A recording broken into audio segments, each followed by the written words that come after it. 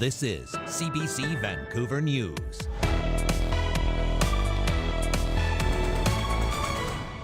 We're still trying to figure out exactly what this means. Reaction pouring in after a controversial floatel meant to house LNG workers was ordered to be sent to Squamish. And this family's choice to go to court, I respect 100%. The province responding after being slapped with a lawsuit from a family of a Vancouver woman who was denied access to medical assistance in dying at St. Paul's Hospital. A moment of silence to mark 1 year since Sikh activist Hardeep Singh Nijjar was gunned down in Surrey, how the community is ringing in the anniversary. Hello, I'm Jessica Cheung. Thanks for joining us. A contentious floating hotel has now been ordered to be sent into BC's Howe Sound. It's meant to house hundreds of wood fiber LNG workers, many of whom are living in unauthorized sites. But as John Hernandez reports, the district of Squamish has not yet issued a permit for the ship. Squamish district councillors spent the day behind closed doors. The private meeting came after a provincial agency ordered this floating hotel be deployed to Howe Sound so it can house wood fiber LNG workers. The district has not yet issued a permit for the floatel to be there. We're still trying to figure out exactly what this means. Local environmental advocate Tracy Saxby among those taken aback by the order. It was made by BC's Environmental Assessment Office to wood fiber LNG, which is required to house its workers on the old cruise ship at its project site near Squamish. But in May, District Council voted against issuing a permit, citing safety and environmental concerns. The boat is moored off-site. A recent inspection found the vast majority of workers are currently living in unauthorized locations, including hundreds at a large work camp in Gibsons and dozens in Squamish. They're ordered to be on the floatel by Friday. People like Saxby fear the province is overstepping local government. Our community has a right to ask questions of wood fiber LNG and to make sure that this project and the floating work camp have full public oversight and public consultation. District Council later met in the day publicly, revealing that wood fiber LNG withdrew its permit application, telling the district it was no longer necessary given the provincial order. The mayor and council disagree. If the province were effectively to try to supersede us on this, there are other mechanisms with which they could do that, and an order by the Environmental Assessment Compliance and Enforcement Branch specifically is not that. Squamish residents are mixed on the floatel saga. I think it just destroys trust in the system, if there was any left to begin with, which there probably wasn't. Not enough places for work to work, and people have to live somewhere, so it means it's got to be done. Looks like it's on its way here, whether council likes it or not. District leaders vow they still have a say on whether the floatel ends up on these waters and are considering their next steps. John Hernandez, CBC News, Squamish. Premier David Eby has responded to a lawsuit brought by the family of a Vancouver woman who was denied access to medical assistance in dying at St. Paul's Hospital. He insists a new clinical space next to St. Paul's will ensure patients have access to MAID. But as Katie DeRosa reports, the woman's parents say that workaround isn't good enough. This family's choice to go to court, I respect 100%. Premier David Eby was at Surrey Memorial Hospital Tuesday for an announcement on kidney care. Instead, he was forced to answer for the practices at a Catholic-run hospital, the subject of a lawsuit by the family of Samantha O'Neill. The BC government is under pressure to address the forced transfers that continue to happen when patients at St. Paul's request medically assisted death, or MAID. Providence Healthcare, the religious health agency which oversees St. Paul's, opposes MAID and requires patients to transfer out of their facility if they want to end their life. That's what happened to O'Neill in April 2023, and it's why her parents have launched the court challenge. BC's health minister says his ministry is setting up a clinical space next to St. Paul's where MAID can be provided. Vancouver Coastal Health is organizing and building that. Hospice care, end-of-life care on that site in order to ensure that everyone has access on that site without going somewhere else to MAID. O'Neill's father says that's not good enough. What's outrageous is Minister Dix and Providence Healthcare come up with the new plan for this made purpose-built facility directly beside St. Paul's Hospital. It's absurd. They eliminate the vehicle transfer, which is a big win, but they still don't eliminate the unnecessary harm. A University of Ottawa professor who helped Dying with Dignity Canada with the legal challenge said forced transfers are not just happening at St. Paul's. Providence Healthcare runs facilities outside of St. Paul's, so they have many other institutions where they don't allow medical assistance in dying. So that's the first reason that solution is only a Band-Aid. Providence Health received more than $800 million in public funding last year to operate hospitals, long-term care facilities, and hospices in the Lower Mainland. Katie DeRosa, CBC News, Victoria. Parliament marked the one-year anniversary of the death of Hardeep Singh Nijjar with a moment of silence. Nijjar was shot dead outside his Surrey Gurdwara on June 18th last year. Prime Minister Justin Trudeau has said there is credible evidence linking Nijjar's murder to officials of the Indian government, a claim India has denied.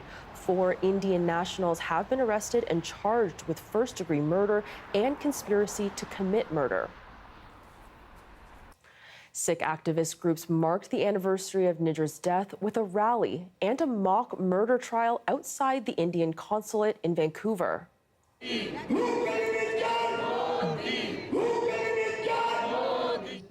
Protesters carried a life-size cutout of the Indian Prime Minister around the consulate before putting it behind bars and symbolically convicting him.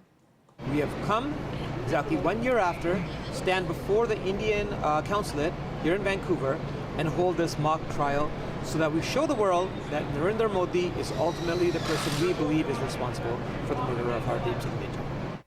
Modi briefly met Trudeau on the sidelines of the G7 summit in Italy last week. The 4 accused in Nijjar's death are scheduled to appear in court in Surrey next week. Lawyers with the BC Civil Liberties Association and a group of protesters say they plan to take legal action against the Vancouver Police Department. The group gathered outside VPD headquarters to protest what they call police brutality towards pro-Palestinian demonstrators.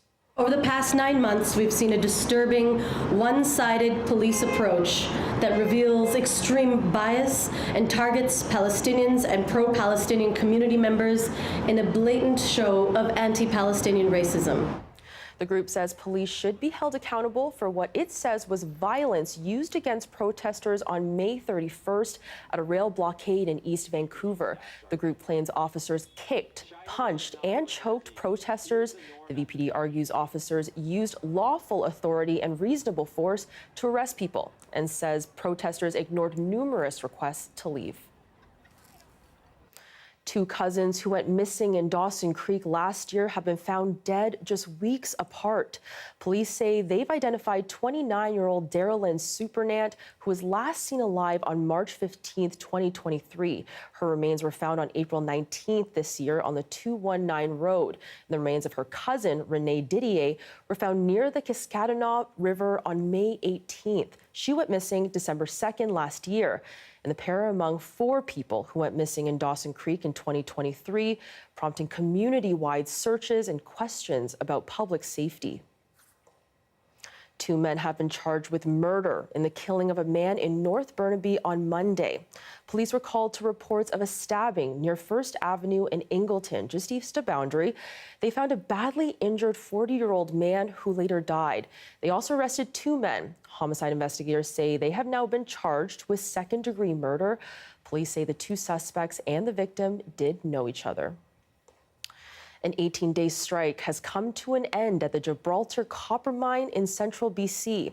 Around 500 workers had been on strike since the 1st of June, saying that their employer, Taseko, refused to negotiate a new contract. Now, those workers have ratified a new deal. Unifor Local 3018 says the new contract will increase wages by 13% over 3 years. It also clarifies drug testing policies at the open pit copper mine, which is the 2nd largest open pit copper mine in Canada. 4 years late and more than 5 times over budget. Yes, I'm talking about the wastewater treatment plant on the North Shore that has caused huge outcry. Well, now, Metro Vancouver has launched an independent review of the costs. The board chair says he has initiated the review after hearing concerns over whether Metro Vancouver is managing costs effectively.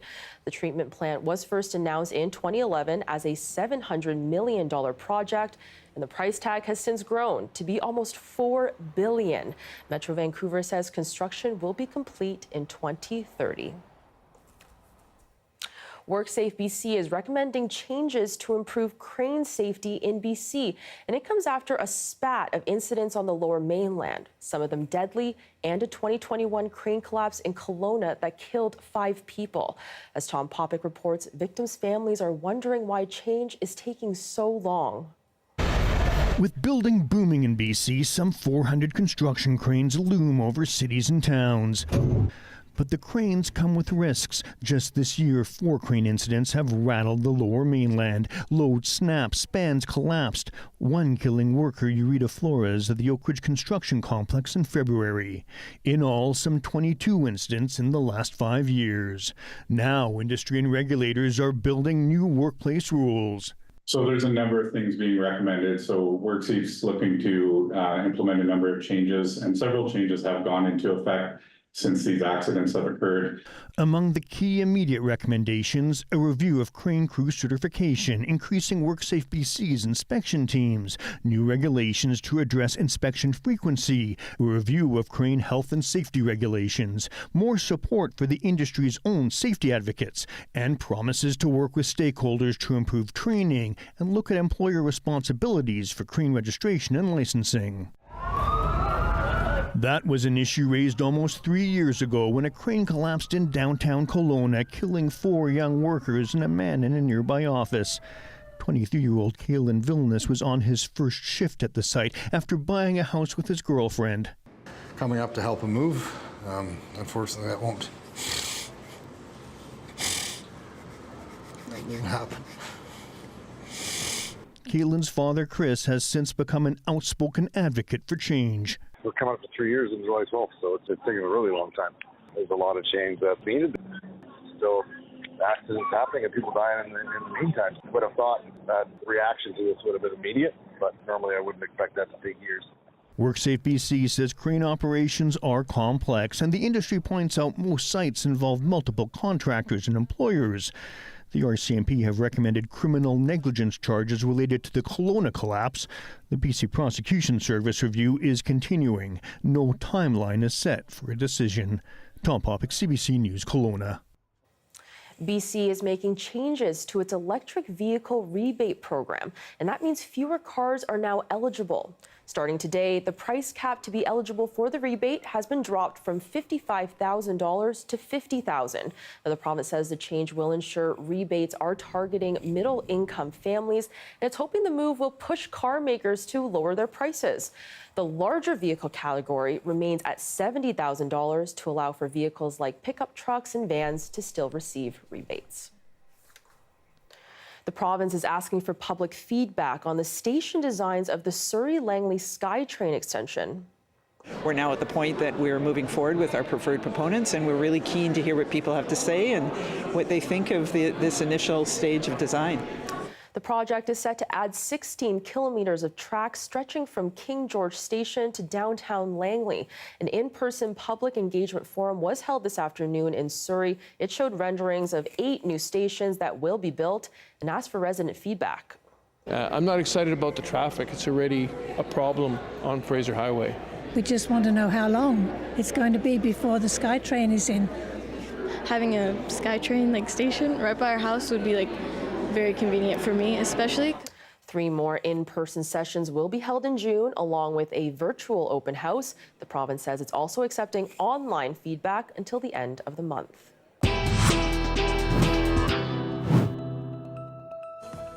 Still ahead, BC Premier David Eby is putting pressure on the federal government to bring into force changes to the CSIS Act. Details next.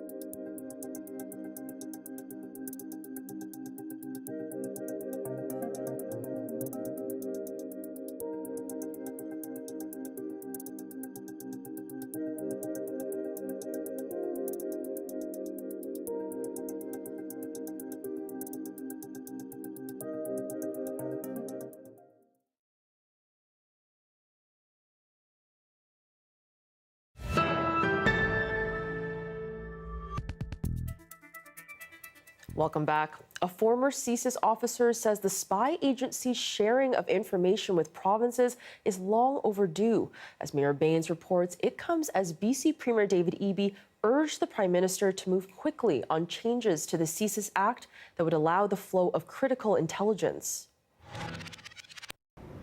Premier David Eby wrote a letter to Prime Minister Justin Trudeau pushing for legislative changes to the CSIS Act to be implemented quickly.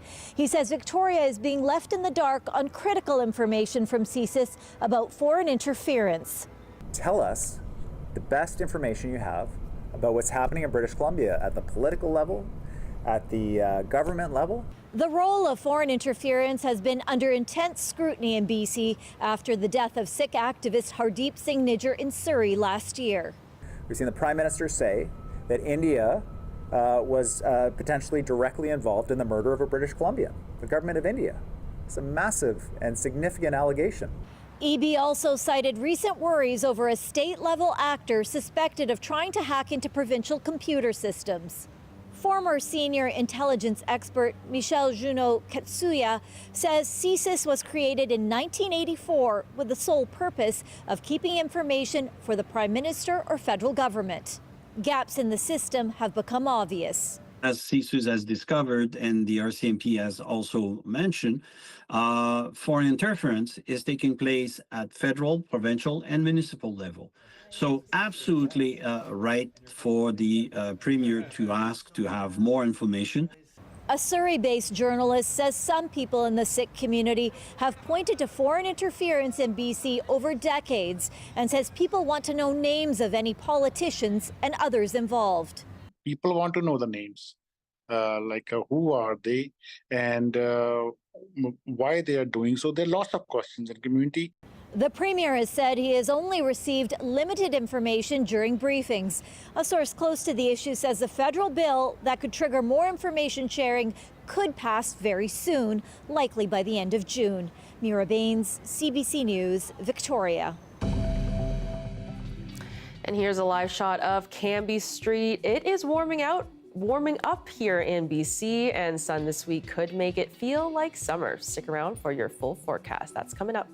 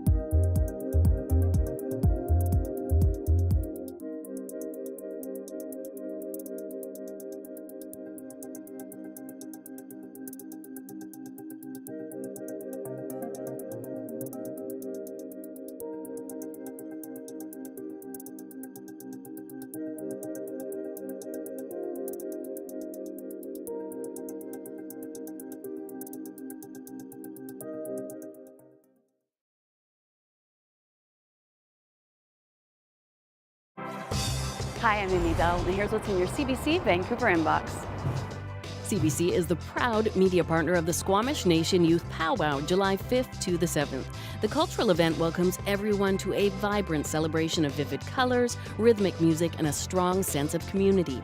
Tickets at SquamishNationYouthPowwow.com. And never miss a special programming series, event, or contest. Subscribe to CBC Vancouver's e-newsletter and keep connected with us. Well, the dream of bringing the Stanley Cup home to Canada is still alive. The Edmonton Oilers held on for a 5-3 victory tonight over the Florida Panthers in another do-or-die game. McDavid tipped it in, scores! Connor McDavid has done it again, and this one's going back to Edmonton. Oilers superstar captain Connor McDavid racked up 2 goals and 2 assists. Connor Brown, Zach Hyman, and Corey Perry bagged a goal each. But even with tonight's win, they're still facing elimination after losing the first 3 games in the best-of-7 series. Game 6, another do-or-die game, goes Friday in Edmonton. UBC's junior scientists, also known as Kids from UBC Daycare, got a special look at new dinosaur fossils that are being assembled at the Pacific Museum of Earth. I think we're both quite good examples, like, for what we're trying to do, and they look really nice and we're well cast and it's just new and shiny and pretty. There are 2 new dinosaurs at the museum. This 30-foot-long giant is a fossil cast of the Daspletosaurus, an older relative of the T-Rex. There's also a smaller raptor, the Dromaeosaurus. Both roamed the Earth around 70 million years ago in what is now Alberta, until an asteroid struck Earth, dramatically altering our climate and wiping out the dinosaurs. The exhibit aims to explore the human role in shaping Earth's future in the face of another climate crisis. My main takeaway from designing this exhibition is really that, unlike the dinosaurs, we can actually do something about our climate crisis. So this is a human-caused problem, and it's something that humans can absolutely tackle. The fossils are being assembled by a professional articulator, a process that takes around 4 hours and goes bone by bone, starting with the dinosaur's feet up to its skull. The exhibition opens to the public on July 2nd. The weather update is brought to you by Direct Buy Furnace. To cool and clean the air in your home, call Direct Buy Furnace, installing Train, the most reliable heating and cooling brand.